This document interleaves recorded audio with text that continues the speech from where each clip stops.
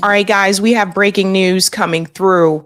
Donald Trump has announced that war with Iran is now imminent. The announcement came pretty late Wednesday evening. Now, this comes after the US government and Iran were having talks or trying to make some type of a negotiation. But I think we all knew in the end that it would lead to this. They are now saying, and by they, I mean the Trump administration, that the US could strike Iran as soon as Saturday. This is not a game. This is not a joke. Donald Trump and his administration are pushing us closer and closer towards World War III. And it's all done, of course, on the behalf of Israel, the genocidal apartheid state. Now, let's go back a little bit here, just in case you missed the segment on Tuesday night, where I talked about the fact that the U.S. government was sending more Navy ships towards Iran. During that time, again, there were supposed to be more talks about negotiation, but Donald Trump has made it very clear that they are headed towards war. Let's go back to when they were having those talks. Here's a clip here from CNN. Talking about what Iran's foreign minister said there, that they have agreed just between the US and Iran on guiding principles for talks. More work needs to be done. This, of course, does not mean that a deal is imminent. A deal is not going to be reached quickly, in his words, but he did describe the talks as much more serious than a previous round and certainly positive. What can we glean from that, Fred? Well, it certainly seems the two sides are at least going to keep talking still, and that is definitely something that's quite important, especially as over the past couple of days we have seen that military buildup in the greater Middle East, and of course those choice words coming from the Iranians and also from U.S. President Donald Trump as far as a possible military confrontation is concerned. So it seems as though, at least for now, diplomacy is still moving forward and is still being given a chance. One of the interesting things about all this, Zain, is that we have heard, as you mentioned, from Abbas Araghchi, the Iranian foreign minister, saying they are mapping out a path forward to at least try and draft something together. We haven't heard from the U.S. side yet, and that certainly is no surprise, really, because Steve Witkoff and Jared Kushner, the two main negotiators for the United States, are already in the building that you see behind me, the Intercontinental Hotel here in Geneva, and they are at those trilateral talks to try and solve the conflict between Ukraine and Russia. So they certainly are taking on the most difficult conflicts in the world. And right now, of course, Iran certainly does seem to be one of the more pressing ones. And you are absolutely right. As all this is going on, the military buildup there continues. You also mentioned those military exercises by the Islamic Revolutionary Guard Corps in the Strait of Hormuz. There were also some pretty strong words from Iran's supreme leader, Ayatollah Ali Khamenei, directed at the Americans. Here's what he said. Pause here for just a second. So first of all, they keep using this word diplomacy, and I want to be very clear about this. It is not diplomacy to threaten another country and to tell them, if you don't do this, we are going to attack you. That's not diplomacy. That's bullying, and that is a direct threat. So I hate that they use that word as if they're doing something peaceful here. They're not doing something peaceful. You guys got to understand, this is not just about nuclear weapons. This is also about the fact that Israel sees Iran as a threat. Netanyahu said so himself in front of Congress, that Iran is the curse, that Iran is disrupting this type of trade that they want to build across that area, that Iran also is the country that has backed the resistance. So that's what this is really about. Just a couple of weeks ago, they were saying they were going to attack Iran because of the protests. And then that kind of went by the wayside. Now they're going back to the fact that they want to attack Iran because they're saying that Iran is trying to build a nuclear weapon. By the way, I've heard that my whole life, that Iran is building a nuclear weapon. This is very, very, very unfavorable by the American people. The majority of Americans, according to recent polls, do not want the U.S. to go to war with Iran. That includes even Republicans. So this is a bipartisan thing where people are moving away from these wars. The other issue that I want to bring up as well, the regime in Iran which many people have voiced frustrations about Iran's regime. They really do want regime change in Iran, but not because they care about the Iranian people. They want regime change in Iran because they want a leader that is there that is going to bend the knee to the United States government and to Israel. That's what this is about. They have done this to other countries and they've toppled their leaders as well because they want them to bend the knee. I have been sounding the alarm that Zionism is spreading in the world, right? Like we have our views here in the United States, and majority of Americans have moved away from supporting Israel, but we are just a small piece of the world, right? The West is very small. People have to understand that. Zionism is spreading in South America. This is also, Venezuela has to do with this as well. They want to spread Zionism there. You know that Maria made it very clear. Maria, who I guess thought that she would be installed as the leader of Venezuela when the U.S. kidnapped Maduro, made it very clear that she wants to work alongside Israel. They are trying to spread this Zionist project globally, and they want Iran to bend the knee as well. So that's really what this comes down to, ladies and gentlemen. Now let's hear what the Supreme Leader here had to say.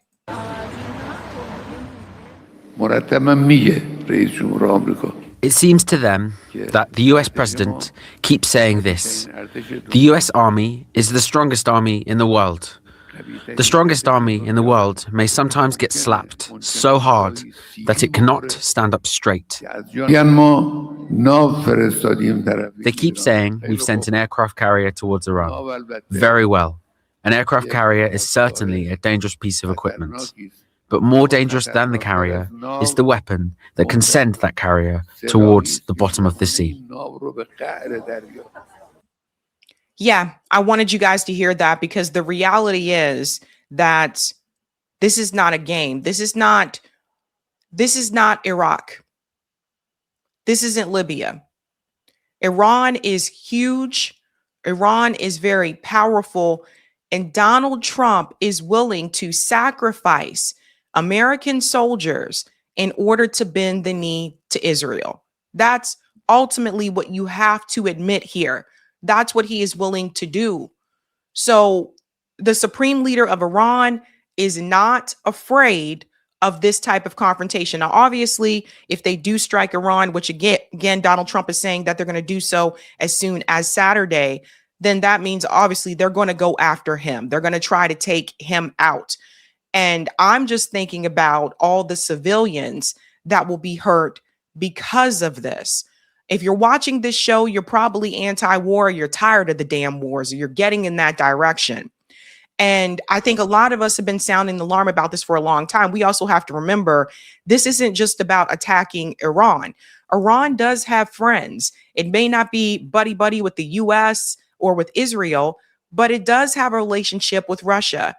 North Korea has also made a statement that they're willing to help Iran. China has made a statement that they are paying very close attention to what happens in Iran. These are powerful countries. Russia has a powerful military. China has a powerful military. North Korea has a powerful military. So ultimately, attacking Iran, going into a full-scale war could lead to World War III. And many, like myself, have been sounding the alarm about that for a long time. And that is not something that will be pleasant. We will lose a lot of people. So they did go ahead and make that announcement on Wednesday evening. Again, I do feel like every time more information is released from the Epstein files, Donald Trump is trying to ramp up chaos somewhere else to get you to look in a different direction. But we'll get into this later on tonight because the chips are starting to fall. Even when it comes to the Epstein situation, we're going to talk about this recent arrest that just happened of Prince Andrew. So I really do believe, I believe in karma.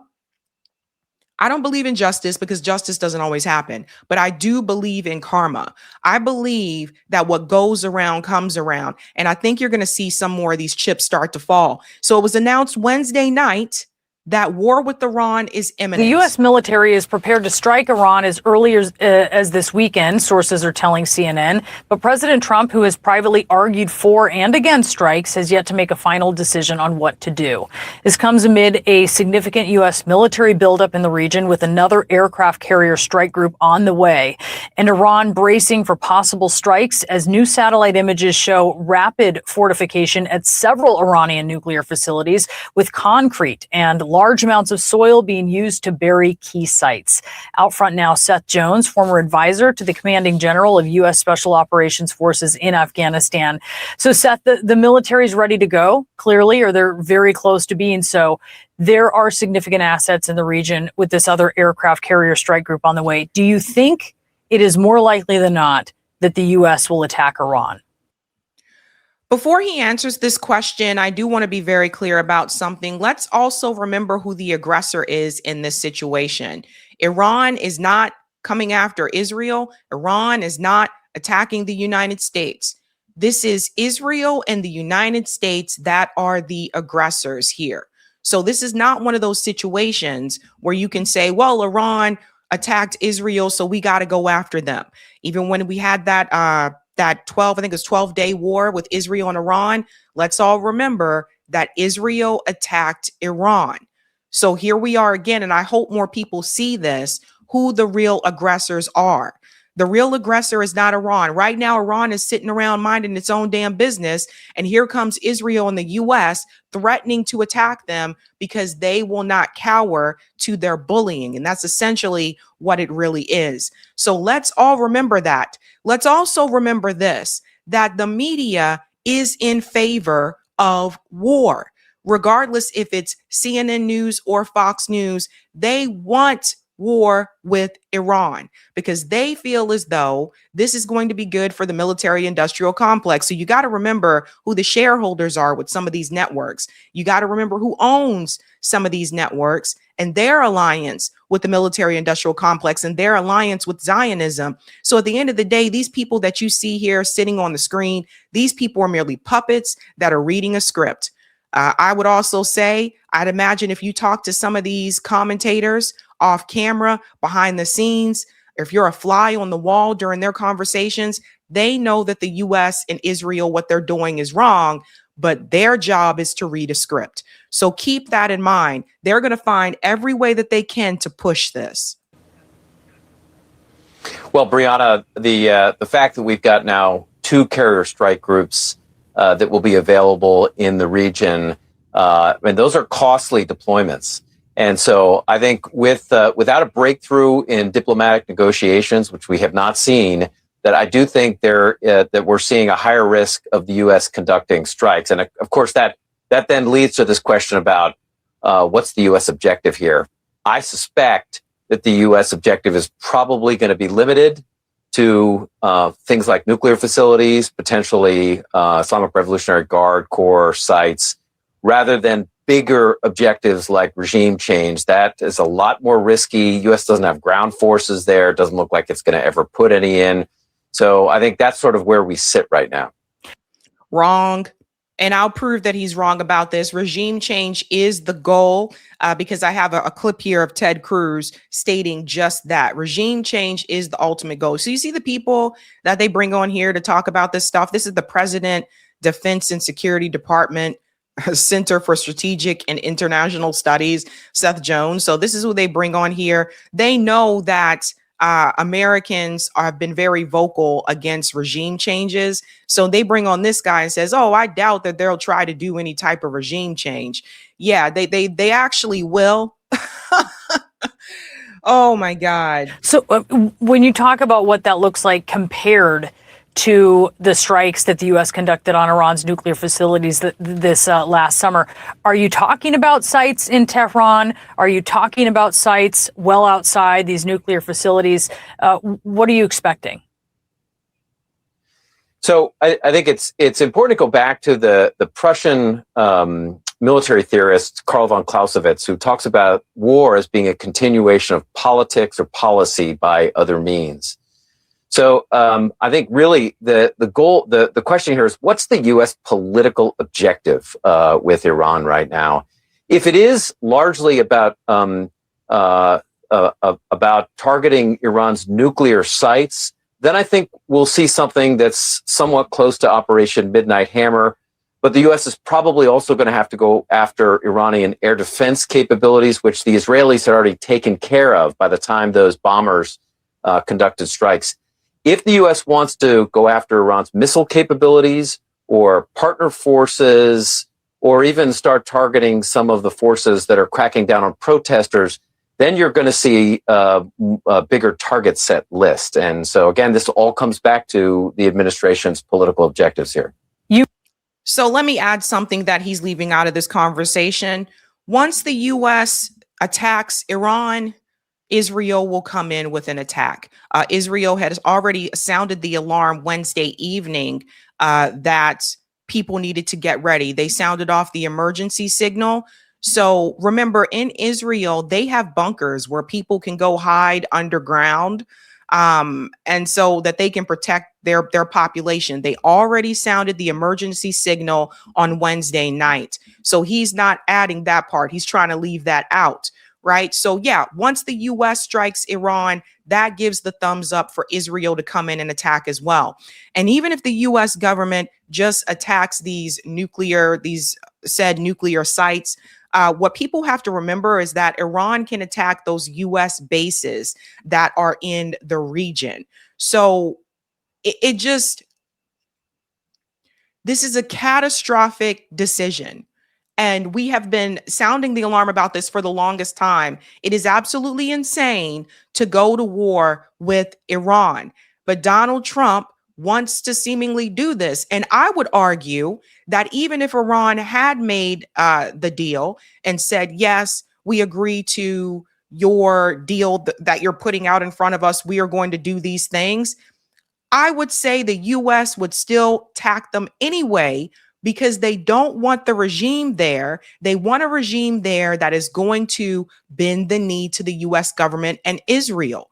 Let's all remember all these talks about Jared Kushner and Steve Witkoff. Jared Kushner, who seemingly seems like he's actually the president of the United States. Donald Trump is not negotiating or talking with Iran directly. He made it very clear on Tuesday that he is going to work with them indirectly. But Jared Kushner and Steve Witkoff are the people out there in the Middle East that are trying to make these so-called deals. So it almost feels as though Jared Kushner has more power than Donald Trump does, in a sense. But I think what people have to understand is that ultimately war with Iran at some point was inevitable if they support the greater Israel project. And by they, I mean the U.S. government, and the U.S. government does support the greater Israel project. There's just been one problem for them, and that's the fact that Iran is in the way. So this was always going to happen at some point, because we have a government here in the U.S. that is controlled by Israel. They do what Israel wants because they feel that Israel, which I also like to call a U.S. base in the Middle East, they believe that Israel benefits their best interests in the Middle East. They basically want all the Arab countries that are there to bow to the West. And I'd say for military purposes, that's why the U.S. government supports Israel being there. Joe Biden really gave it away a while back when he said if there wasn't an Israel, we would have created one. So as much as you hear people like Ted Cruz say, well, the Bible says this and this is why, and we've disputed that on this show before, this is not about religion. If there wasn't an Israel there, they would have created one in the Middle East for the interests of the United States. So people have to understand that as well. Let's go on a little bit more here. You mentioned regime change and your expectation that is not the goal here. Is that a needle that is easily threaded? I mean, is there a way that the U.S. Objective could, in a way, they could overachieve, for instance, what they may be trying to do? How do they make sure they don't do that? Well, I think partly it's going to be the target set list that the administration starts going after. So if, again, they're just nuclear sites like the ones you just showed on the satellite imagery, those are pretty limited objectives. But if if we see those like tomahawks, for example, going after Islamic Revolutionary Guard sites or Basij sites or other key political targets, for example, decapitation strikes against Iranian political leaders, that starts to move up the escalatory ladder and starts to look much more like weakening the regime and potentially regime change. He's trying to sound gullible here, but the reality is they all know this. Israel will go after the leaders. Israel will. Last time when there was this back and forth between Iran and Israel, don't forget, Israel struck inside of Tehran. So, like I said, these puppets that they bring onto corporate media, again, he's trying to smooth this over. They're trying to make it seem like, don't worry, guys. They're not going to attack any civilians or anything like that. Notice he's not mentioning Israel. Everybody pay close attention to that. This is exactly what the U.S. and Israel want. This is not just the United States government. So CNN here is trying to be very careful about how they frame this. They're also talking about this in such a way with the hopes that more Americans would support these actions. And I don't think that's going to work this time around. But again, there are huge risks if the administration goes down that road. Meanwhile, Iran state media reports that Iran and Russia will stage a joint naval drill in the region beginning tomorrow. You see what's happening here? You see what I said? Iran and Russia to conduct joint naval drill tomorrow. So this is what I was saying. This is why I said this is leading us closer to World War III. Russia and Ukraine are still at war. Look at all the conflicts that have happened under the Trump administration. Now, the Russia-Ukraine war didn't start under Donald Trump, but he said he would end it on day one. Didn't he say that? That's still happening. Then he goes in and he kidnaps Maduro, causing conflict there. The Trump administration, I don't know if people realize it, they are still targeting boats in the Caribbean right now. So they're still killing people in the Caribbean, right? It was also just announced that the U.S. is going to pull U.S. troops out of Syria. I have no doubt that the reason this is happening is because they want those troops to go into Iran. It's so like obvious what is happening with this administration. So much chaos happening around the world under this administration. And it's just, and don't forget, people are still being killed in Gaza.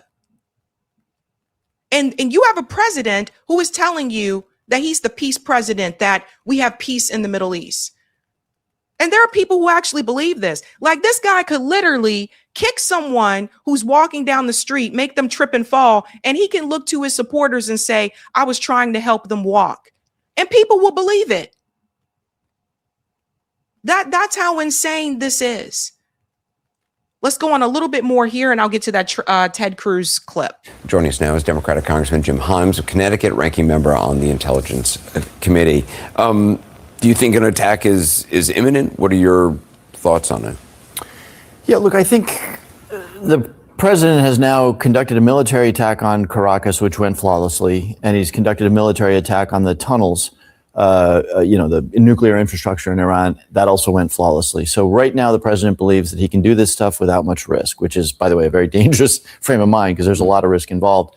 I think that both the United States and the Israelis are aware of the fact that the Iranians are doing carefully what they can to sort of restore what was damaged in the initial attacks. And so, yeah, they are doing that. They're doing what they can to restore it. Yeah. Look, they're clearing tunnels. They're restoring electricity. They're doing stuff in tunnels that we can't see. So, which is their right.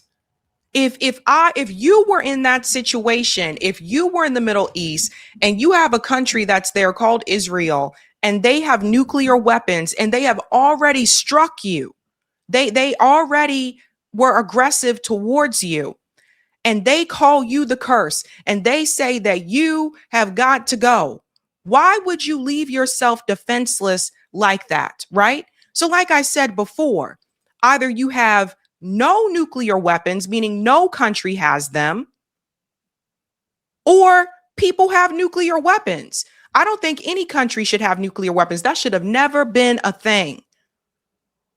But you can't sit up here and say that Israel is allowed to have nuclear weapons, and they already aggressively attacked Iran. They initiated it, but Iran cannot have nuclear weapons. Why would they leave themselves in that situation to be defenseless at this point in time? Why would they do that? So, I mean, I think they're probably doing everything they can to try to rebuild what was destroyed a number of months ago. So when you say imminent, is it this week? I don't know. Remember, the president will be satisfied with something that is cinematic, that makes a big boom and destroys and breaks a lot of stuff. That's what happened in Caracas. He doesn't care so much about the longer questions of regime change, which are much more challenging. Again, they are lying about the regime change. You see how they keep lying?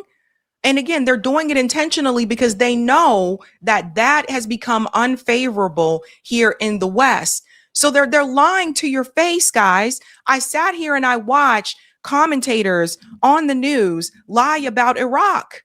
I sat there and watched them day after day say, oh, no, we're not going to, we're just going to do this, that. They lied to you about Gaza. These people are paid liars. So it's so bad. And by the way, Anderson Cooper, for those who may be wondering, people are like, well, Anderson Cooper, he's Democrat or whatever. Anderson Cooper is also a Zionist. People have to understand that too. This is wild, man.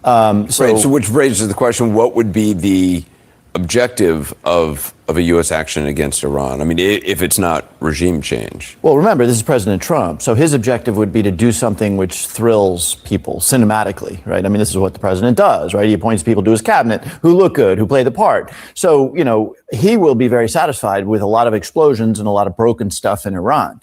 That doesn't lead to regime change. And in fact, I have a lot of Iranian diaspora folks in my district, and they say, we really hope, especially since Donald Trump told the protesters that we would be there, that he is there. The question is, what does it mean to be there? Regime. So do you see what they're now doing? They're saying, well, I know Iranians and they really want this to happen. Guys, again, this is absolutely insane. They are already trying to sell this war to the public, just like they sold the war with Iraq. They're doing it again. They're all puppets. So let me debunk the regime change part here, right? Because sometimes people, they do say the quiet part out loud. This was just Ted Cruz on Sean Hannity's show. Listen to what Ted Cruz says. I think that's exactly right. We are at an extraordinary moment in history. It is entirely possible, Sean, that in the next 6 months, we will see the regimes fall in Iran, in Venezuela, and in Cuba. What was that? What was that? I think that's exactly right. We are at an extraordinary moment in history. It is entirely possible, Sean, that in the next 6 months, we will see the regimes fall in Iran, in Venezuela, and in Cuba. So do you see how they just blatantly lie? They just blatantly lied on CNN. Anyone with a brain knows this is the goal. Not just Iran, but Cuba and Venezuela. That's why they're wreaking havoc in these countries. They want the regimes to fall. Remember, lots of oil in Venezuela, lots of oil in Iran. And by the way, these drills that are being conducted along the Strait of Hormuz, you got to remember there's a lot of oil that comes from this area as well. They are saying that a strike could happen as soon as Saturday. I would advise you, if you need to get gas now. Because the gas prices are going to increase. So it is so obvious. Ted Cruz said the quiet part out loud. That's what they want to do. And we could also see governments replace them that want to be friends with the United States of America. Governments replace them. So there you go. Now, let me be clear. I'm not being Pollyannish about this. There are 1,000 things that can go wrong. But if that happens, this would be the most consequential geopolitical shift since the fall of the Berlin Wall, since America won the Cold War without firing a shot. I spoke with President Trump the day before yesterday, and we talked in particular about Iran. And I said, this moment, the regime is teetering. The Ayatollah is in his last days. And I said, do not let this opportunity pass. So do you guys hear this? You guys hear this? So he spoke directly with Donald Trump about Iran. So these people are just lying to you. That's why it's important to watch independent media. Guys, I can show you the movement of the planes right now. This is what was coming through last night. War shared unbelievable developments in just the last 8 hours and more unfolding right now. Look at this.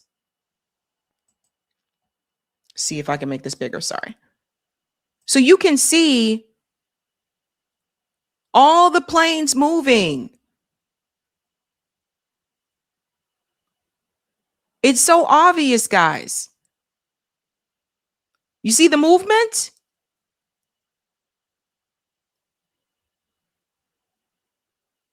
It just, I don't even know. Where are they headed, ladies and gentlemen? Right there in the Middle East.